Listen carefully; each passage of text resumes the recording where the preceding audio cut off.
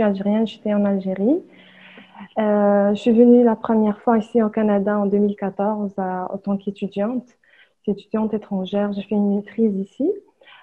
Après, quand j'ai obtenu la maîtrise, j'ai eu euh, mon permis de travail. Là, j'ai commencé à chercher l'emploi. En tant qu'immigrante et non résidente, en plus, c'était très difficile. La recherche d'emploi était très difficile. Donc, au point en 2018, c'est-à-dire une année après, j'ai décidé de quitter le Canada. J'étais désespérée. Quand j'ai quitté, puis une année après, disons en 2019, je suis revenue en tant que résidente. Je me suis dit, là, OK, je suis résidente, je peux trouver un travail plus facilement. Euh, C'était pas vraiment le cas parce que la recherche d'emploi n'était pas bien structurée. C'était, j'avais des erreurs comme ça. Mais maintenant, ça va très bien. Quand on trouve, en tant qu'immigrante, quand on trouve un emploi dans notre domaine qui convient à notre niveau, là, c'est la première réussite. Ça, c'est déjà un projet qui réussit.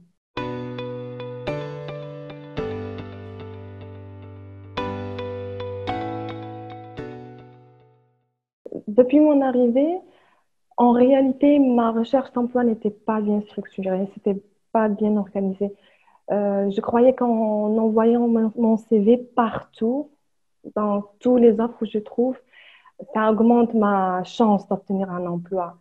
Donc, j'ai envoyé mes CV partout, mais c'était pas le cas. C'était très difficile, même pas pour avoir un entrevue. Donc, mais après, quand j'ai fait ma formation, c'était en février 2020, c'est là où j'ai fait ma formation de recherche d'emploi à CGE, ça m'a ouvert le cerveau j'ai compris la mentalité des employeurs québécois. Et là, j'ai bien organisé ma recherche et j'ai choisi un processus efficace. Donc, avec mes conseillers, je ciblais les emplois que je veux et les entreprises. Et j'ai développé mon réseau, ce que je conseille à tout le monde. Tout le monde maintenant, je le conseille à bien travailler le réseau et chercher l'emploi par le réseautage. C'est là où j'ai réussi. La première réussite, c'était réussir à avoir les entrevues. Et la deuxième réussite, c'est à bien se comporter dans les entrevues. Donc, parce que dans ma formation, je m'entraînais aussi dans les entrevues avec mon conseiller. Donc, c'est là où j'ai compris comment répondre et comment se comporter et quoi répondre à cette question.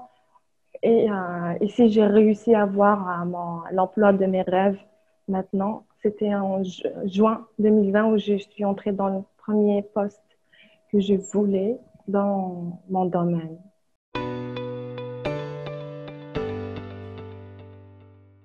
Mon première entrevue d'embauche, c'était en réalité le comportement les intervieweurs, les employeurs, ils étaient tous sympas en réalité.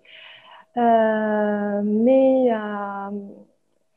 disons la vérité, c'est qu'ils ne reconnaissaient pas mes expériences. Premièrement, mes stages, ils ne les reconnaissaient pas comme expérience. Pourtant, je travaillais vraiment dans les stages, comme je le faisais, c'est-à-dire exactement comme eux, ils veulent, exactement comme le poste qu'ils veulent.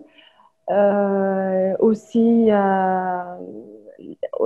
après ça, ils ont considéré que mon baccalauréat que j'ai eu à l'extérieur du Canada n'était pas bien reconnu pour eux. Pourtant, j'ai eu ma maîtrise ici, mais pour eux, c'était important que même le baccalauréat, je l'ai reçu ici. Ils me voyaient aussi surqualifiée. Donc, pour ça, c'était difficile pour moi, les premières entrevues.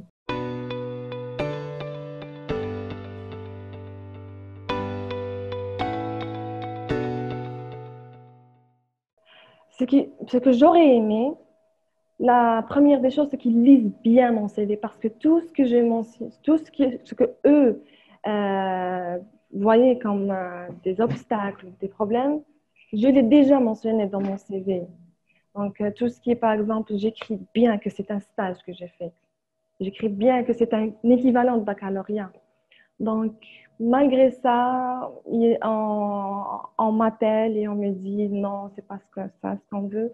Donc, j'aurais aimé la première des choses, c'est qu'on lise bien les CV des candidats avant de les appeler.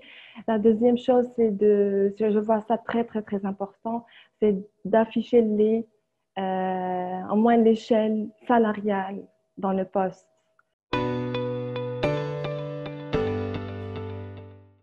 Ce qui pourrait me faciliter le processus beaucoup plus simple. La bonne description de l'emploi, la, c'est-à-dire, quand ils appellent un candidat, il faut qu'ils soient sûrs que oui, ils sont satisfaits de son CV. Donc, quand ils appellent le candidat, normalement, juste à s'assurer que la personne qu'ils voient à côté de vous, à côté d'eux, c'est lui qui, qu'ils ont, c'est lui qui a mis ses expériences dans le CV.